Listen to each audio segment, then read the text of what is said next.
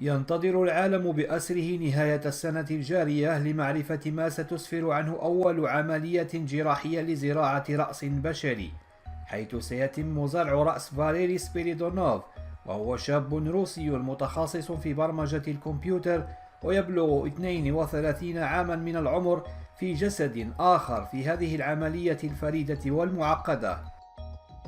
ونقل موقع ساينس تايمز توقعات الطبيب الإيطالي المتخصص في الجراحة الذي كشف بدوره أنه جد متفائل لنجاح هذه العملية بنسبة 90%. كما أشار أن هذه العملية الصعبة ستتطلب تدخل حوالي 80 جراح، كما ستكلف 10 ملايين دولار. وكشف نفس الطبيب أن العملية ستتم بقطع رأس المتطوع وسحب نخاعه الشوكي وزرعهما في جسد توفي حديثا، ليجرى فيما بعد تحفيزهما فيه بواسطة نبضات كهربائية بعد شهر من الغيبوبة. يشار إلى أن المتطوع الذي فضل إجراء العملية مقعد وهو مصاب منذ صغره بضمور مزمن في العضلات.